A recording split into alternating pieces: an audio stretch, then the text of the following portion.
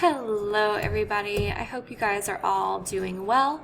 I just wanted to come on here and update you guys really quick about your exams for 2020, so your AP exam.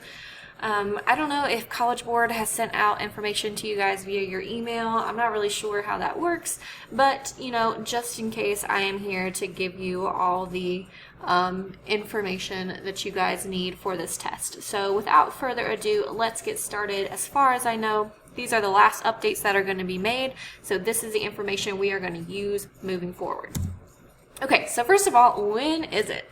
So your AP exam has been moved back, so it'll be on Monday, May 18th at 4 p.m. So remember, you guys are taking this exam at home in the comfort of your own home.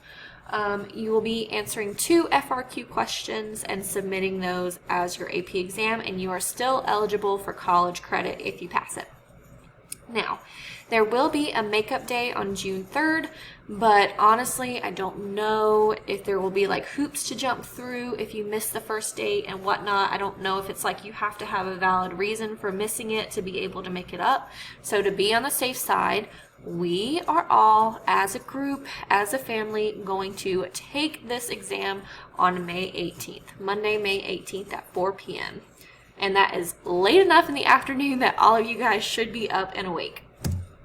Okay, so timing. How much time are you going to have? So it'll be a total of 45 minutes, and this is how it's broken down.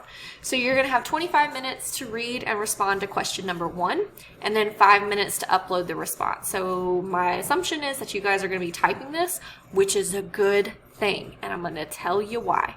Because if you are typing your responses, you guys can type so much faster than you can handwrite it, all right? So this is a perfect opportunity for you guys to be successful, okay? So after uploading the response to question 1, then you'll have 15 minutes to respond to question 2 with 5 more minutes to upload your response to question 2, okay?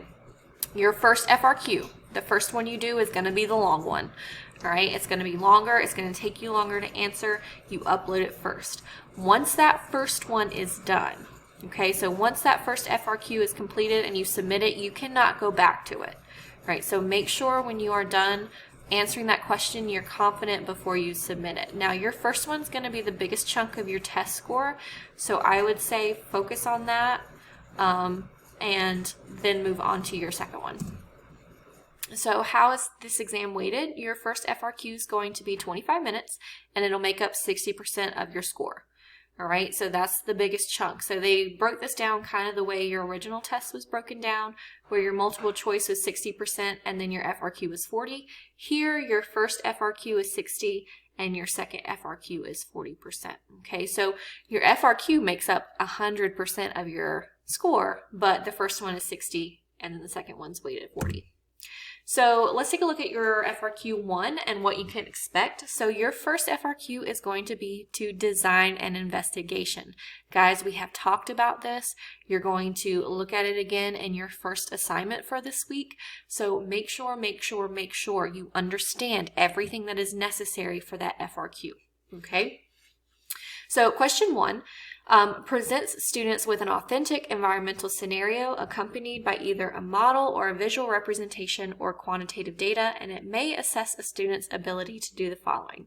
Describe and or explain environmental concepts, processes, and models presented in written format. Analyze visual representations or data.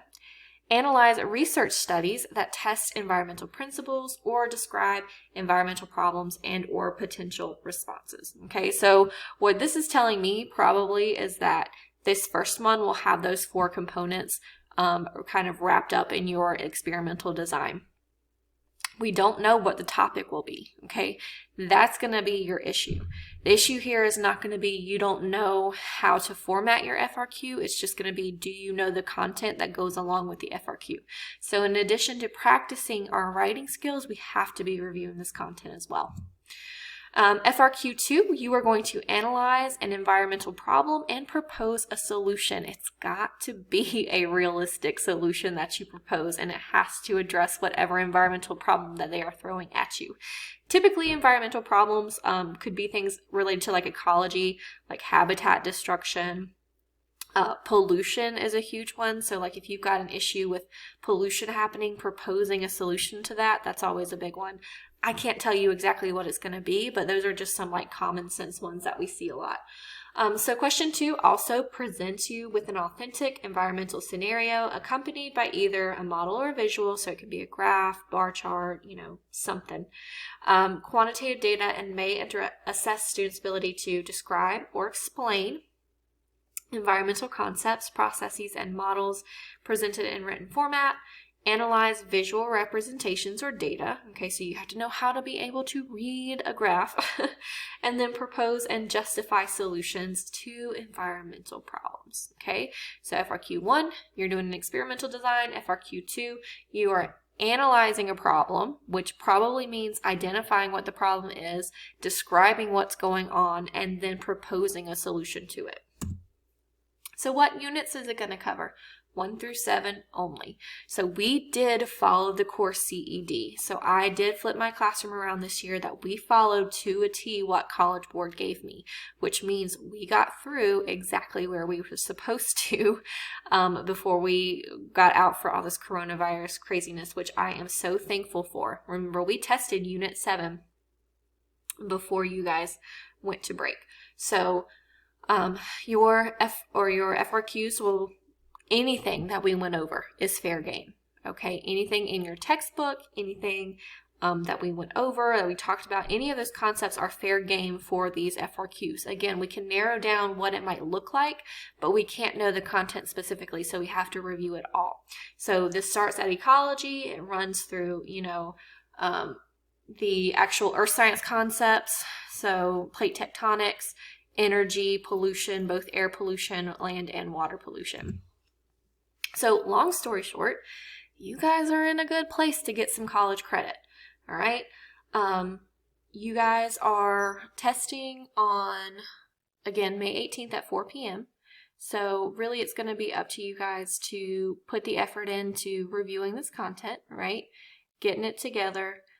Making sure you know the components of everything. Your first lesson this week is going to be to review how to write an FRQ. And we're going to go over specifically what's needed in an experimental design. But again, just be mindful, even though you guys are going to be at home, nobody's going to be on you about the time. So you guys are going to definitely have to watch the clock.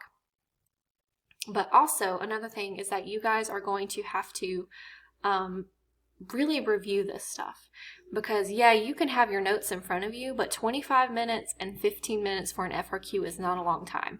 You have the advantage that you are typing your answers and submitting your responses electronically, which gives you a little bit more leeway with time, because like I said, you guys can type a lot quicker than you can write. But if you guys take up 10-15 minutes going through notes trying to find answers, you're not going to be successful. Okay, so the bottom line is, this is designed to help prevent you from cheating.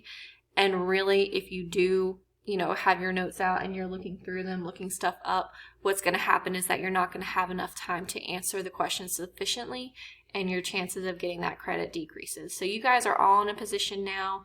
You've got over a month to prepare for this test. So my expectation is that a lot of you guys are going to get college credit.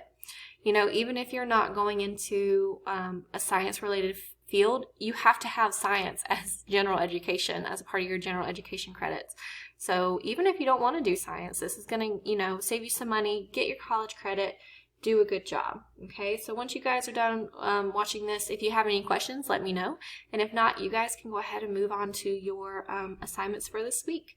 So I look forward to hearing from you guys, and I really look forward to seeing how you guys perform on this test.